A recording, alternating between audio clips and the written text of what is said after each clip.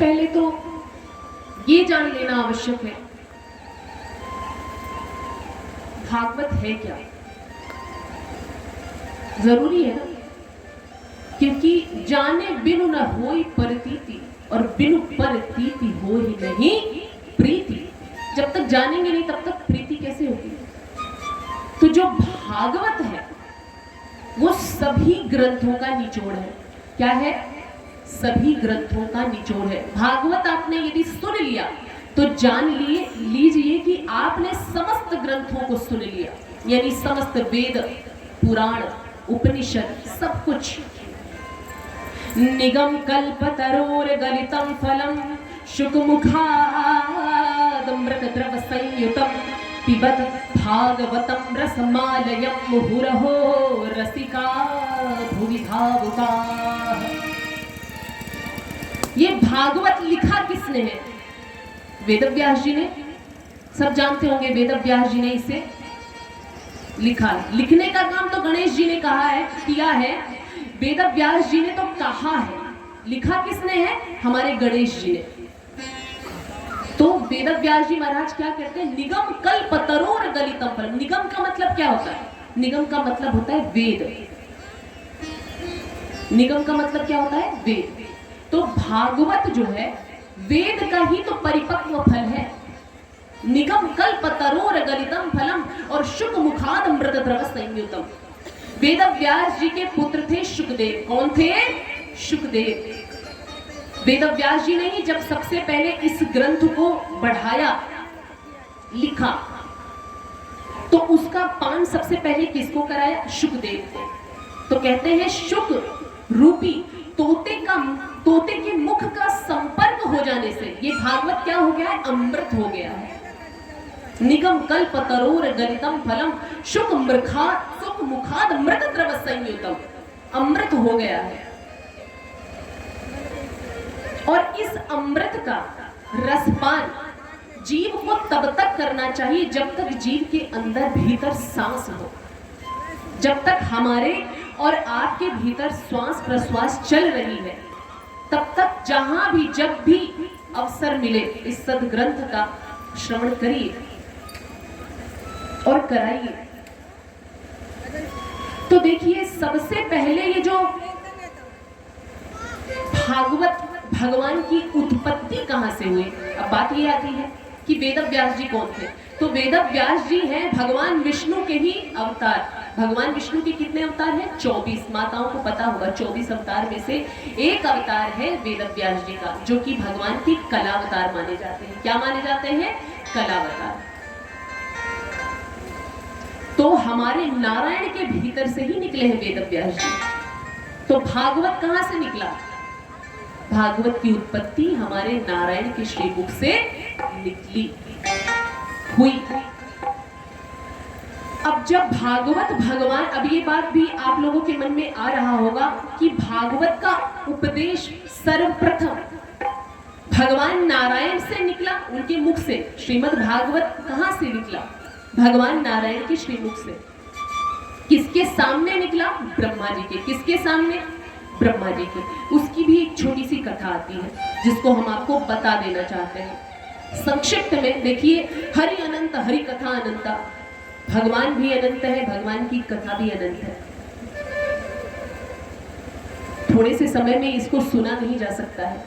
कभी अवसर मिलेगा तो इसी प्रांगण में हो सकता है कि संपूर्ण श्रीमद् भागवत कथा अमृत का रसपान कराने का अवसर हमको मिले और आपको कथा श्रवण करने का अवसर मिले।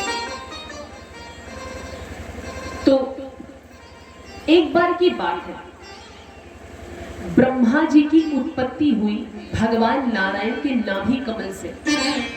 ये तो सबको पता होगा, सारे भाई लोगों को भी पता होगा। भगवान नारायण के नाभि सरोवर से, यानी नाभि से निकले हैं हमारे ब्रह्मा जी। तो जब भगवान ब्रह्मा जी निकले, ब्रह्मा जी का जब प्रादुर्भाव हुआ, तो ब्रह्मा जी ने अपने आप को कहां देखा, कहां पाया? एक कमल में। कि एक कमल है, उसी में ब्रह्मा जी जो है बैठे हुए हैं। तो ब्रह्मा जी सोचते हैं, अरे मैं कौन हूं? ब्रह्मा जी को आश्चर्य हुआ और उनके अंदर ये जिज्ञासा जागृत हुई कि मैं कौन हूं कहां से उत्पन्न हुआ हूं, मेरा अस्तित्व क्या है और मुझे करना क्या है, ये ब्रह्मा जी ने सोचा। तो ब्रह्मा जी ने दूर दूर तक नजर घुमाई तो ब्रह्मा जी को क्या दिखाई दिया? आकाश, हवा, वायु, जल। ब्रह्मा जी को सिर्फ यही दिखाई दे रहा और दूर दूर तक कोई व्यक्ति, कोई इंसान, कुछ भी नजर नहीं आ रहा है। अब ब्रह्मा जी चारों तरफ सिर हिला के देख रहे हैं कि हो सकता है कोई ना कोई मिल जाए तो मैं पूछूं कि मैं कौन हूं। तो चारों तरफ मुख घुमाने से ब्रह्मा जी के 4 मुख हो गए। कितने मुख? 4 मुख। तभी से ब्रह्मा जी चतुरानन पर ब्रह्म कहलाने लगे। बोलिए ब्रह्मा जी भगवान की जय हो। फिर क्या हुआ? फिर ब्रह्मा जी ने सोचा, क्या सोचा ब्रह्मा जी ने? कि क्यों ना मैं इस कमल की तंतुओं में प्रवेश कर जाऊं। कमल में बैठा हूं, हो सकता है कमलनाल के भीतर प्रवेश करने से पता चल जाए कि मुझे पैदा करने वाला कौन है। तो कमलनाल के तंतुओं में ब्रह्मा जी जो है प्रवेश कर गए और जब प्रवेश कर गए तो 1000 वर्षों तक वही कमलनाल के भीतर जो है विचरण करते रहे। और जब भगवान नारायण ने देखा यहाँ ब्रह्मा जी ने तो इतना मतलब विचरण किया, इतना बेचारे परेशान हो गए, परिश्रम कर रहे हैं, लेकिन उनको उनके अस्तित्व के बारे में पता नहीं चल रहा है, तो कुछ ना कुछ हेल्प करना होगा ना, सहायता करनी होगी। तो भगवान नारायण की कृपा से क्या हुआ? आकाशवाणी हुई। क्या हुई? आकाशवाणी। और आकाशवाणी से सिर्फ 2 शब्द निकले, तप तप तप, यानी तप करो। ब्रह्मा जी समझ गए कि मुझे तप करना है। ब्रह्मा जी समाधिस्थ हो गए और तप में लग गए और तप किया उन्होंने। कितने वर्षों तक? 1000 वर्षों तक जब तप किया तो हमारे नारायण भगवान प्रसन्न हो गए। बोलिए नारायण भगवान की जय। और नारायण भगवान हमारे ब्रह्मा जी के समक्ष जब उत्पन्न हुए, उनका प्राकट्य हुआ ब्रह्मा जी के समक्ष। कहे ब्रह्मा तुम्हें क्या हुआ? कहे ब्रह्मा ने कहा आप कौन हो? तुम्हें नहीं पता? ब्रह्मा नहीं भगवान, मुझे नहीं पता आप कौन हो। मैं तुम्हें उत्पन्न करने वाला हूं। ये कौन कहा? नारायण कह रहे हैं ब्रह्मा से कि मैं तुमको उत्पन्न करने वाला हूं, तुम्हारी उत्पत्ति मुझसे हुई है। कहे अच्छा भगवान, लेकिन भगवान आपने मुझे उत्पन्न क्यों किया है? ये ब्रह्मा जी ने पूछा। और किस लिए उत्पन्न किया है? तब जाके हमारे जो नारायण भगवान है कहते हैं मैं अभी तुम्हारा शंका जो है दूर किए देता हूं। मैं तुम्हारे हृदय में अपनी दिव्य वाणी को प्रस्तुत करूंगा। किसको? अपनी दिव्य वाणी को प्रस्तुत करूंगा। इससे तुम्हारा सारा का सारा शंका और परिशंका जो है समाप्त हो जाएगा कि तुम किस लिए उत्पन्न हुए हो, तुम्हारा कार्य क्या है, तुम्हें करना क्या है, ये सब कुछ तुम जो है जान जाओगे। बोलिए भक्तवत्सल भगवान की जय हो। तो भगवान नारायण ने ब्रह्मा जी के समक्ष जिस दिव्य वाणी को प्रकट किया, उसी दिव्य वाणी को चतुश्लोकी भागवत के नाम से जाना जाता है। बोलिए चतुश्लोकी भागवत भगवान की जय हो। पहले ये जो भागवत कथा है, संपूर्ण भागवत कथा सिर्फ और सिर्फ 4 श्लोकों में थी। कितने? 4 श्लोकों में, जो कि भगवान नारायण के मुख से निकली ब्रह्मा जी के समक्ष। पहले श्लोक में भगवान नारायण ब्रह्मा जी से बता रहे हैं अपने स्वरूप के बारे में, क्योंकि अभी थोड़ी देर मैंने पहले बोला जाने बिनु न होए परतीति और बिनु परतीति होए की। तो ब्रह्मा जी को सृष्टि की रचना करने के लिए हमारे नारायण जी ने उत्पन्न किया है। और जब तक भगवान के स्वरूप के बारे में ब्रह्मा जी नहीं जानेंगे तब तक सृष्टि की रचना कर सकते हैं क्या? नहीं कर सकते। तो पहले अपने स्वरूप के बारे में बताते हुए पहला श्लोक जो बोलते भगवान नारायण, अहमेवास्मेवाग्रे नान्यतया सदसत्परं पश्चादहं यदेतच्च यो वशिष्येत सो अस्म्यहम्। ऋते अर्थम यत् प्रतीयेत न प्रतीयेत चात्मनि तद्विद्यादात्मनो मायां यथा भासो यथा तमः। कहते हैं हे ब्रह्मा, अहम मेवासमेवाग्रे, ब्रह्मा अहम मेवासमेवाग्रे नान्यत् यत् सद सत्परम। सृष्टि के पूर्व में जब कुछ भी नहीं था तो वहां कौन था? सिर्फ मैं।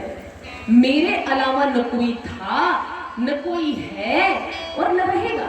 सृष्टि के मध्य में भी जो कुछ भी है दिखाई दे रहा है वो कौन है? मैं हूं। और सृष्टि के बाद जब सृष्टि का प्रलय होता है, जैसे हम कहते हैं ना सृष्टि का प्रलय होता है, फिर आविष्कार करते हैं भगवान सृष्टि का, तो प्रलय के पश्चात भी जो कुछ भी बचा हुआ भाग रहता है वो कौन है?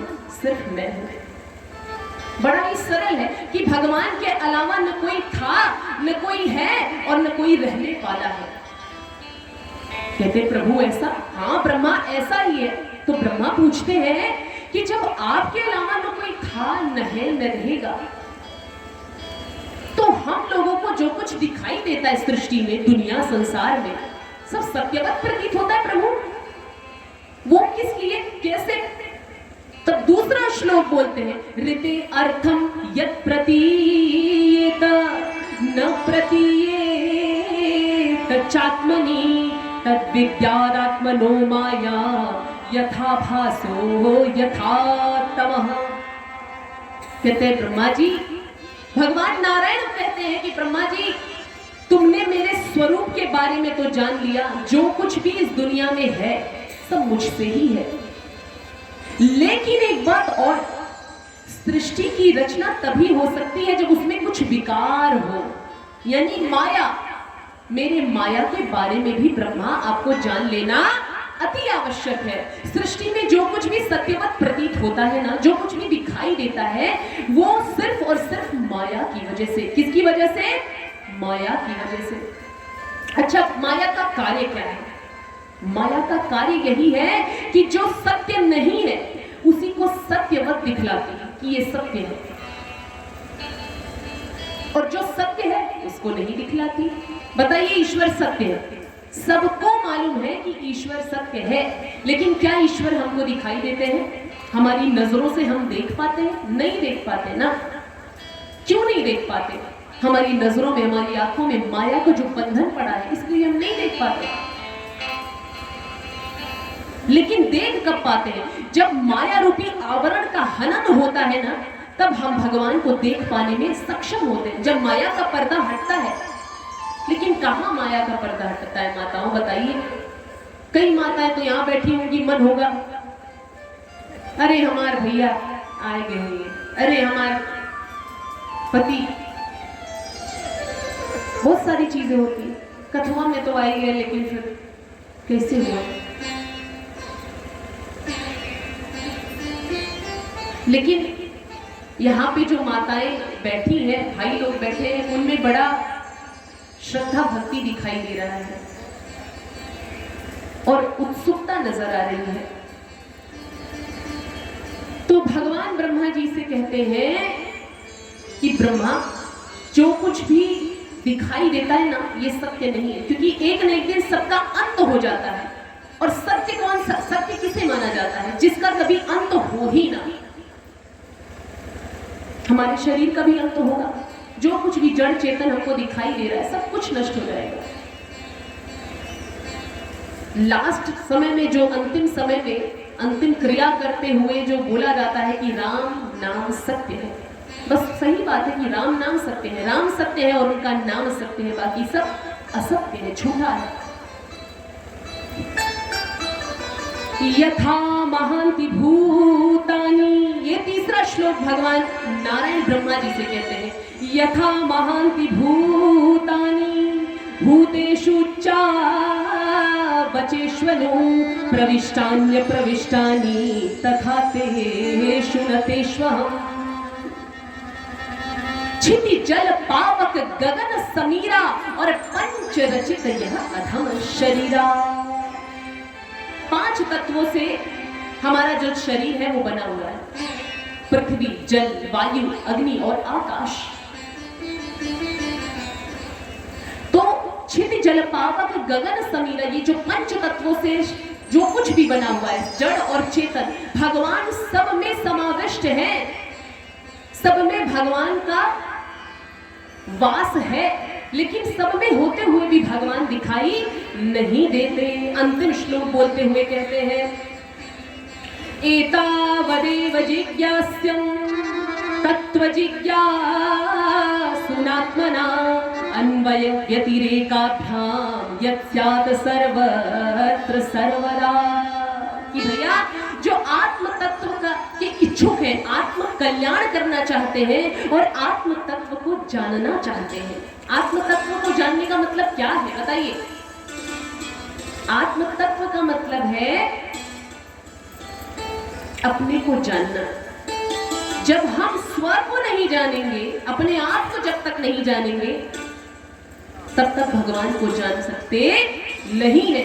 यदि भगवान को जानना है तो स्व को जानना होगा कि हम कौन है। हम कौन है?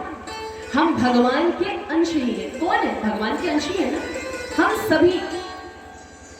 हमारी नजरों में आप स्त्री हैं, हमारी नजरों में वो सब पुरुष हैं, लेकिन भगवान की नजरों में हम सभी कौन हैं? आत्मा। और आत्म तत्व का मतलब क्या होता है? आत्म तत्व को जानना यानी हमको यही जानना है कि हम सब भगवान के हैं और बाद में भगवान में ही विलीन होना है। ये इच्छा होनी चाहिए, भगवान से यही मांगना चाहिए कि हे प्रभु, जब तक हमारा ये जीवन रहे हम आपके ही होकर रहे, और जीवन के उपरांत भी, जीवन मरणोपरांत भी हम आपके ही होकर रहे, क्योंकि मरता ये शरीर है हमारा। आत्मा कभी मरती है नहीं मरती। तो हम बेवजह वो चीज क्यों मांगते हैं प्रभु से जो नष्ट होने वाली? यही मांगते हैं ना। सभी माताएं भक्ति करती हैं। भक्ति का अर्थ जानते हैं आप? भक्ति 2.5 अक्षर से बना है ना। भ क पे छोटी की मात्रा और त उड़ा दिया जाता है उसको भक्ति। तो भ का मतलब क्या है ये बताइए? भ का मतलब है, भ से आशय है भजन। भजन करने हेतु। क का मतलब भक्ति में जो क आता है, क शब्द है, क अक्षर है, उसका मतलब क्या है? कर्म। कर्म 2 प्रकार का होता है, आप सभी को पता होगा। एक तो होता है निष्काम कर्म और एक होता है सकाम कर्म। और जो भक्ति का में त अक्षर आता है, त का मतलब क्या है? त का मतलब है त्याग। तो भक्ति का अर्थ क्या हुआ? त्याग की भावना से। किस भावना से? त्याग की भावना से, निष्काम कर्म करते हुए, कोई कामना नहीं। हम संसार में आए हैं, ये एक संसार रंगमंच है। आप यदि किसी की पत्नी है तो पत्नी धर्म निभाइए, लेकिन उसमें आसक्ति मत पालिए। यदि आसक्ति पालेंगे तभी दुख होगा। आसक्ति हटा देंगी तो आपको कभी तकलीफ नहीं होगी। मन से प्रभु का भजन करते रहिए और तन से संसार का भजन करिए। बोलिए भक्तवत्सल भगवान की जय। तो त्याग की भावना रखते हुए, निष्काम कर्म करते हुए जो भजन किया जाता है उसे भक्ति कहते हैं। बोलिए वृंदावन बिहारी लाल की जय हो।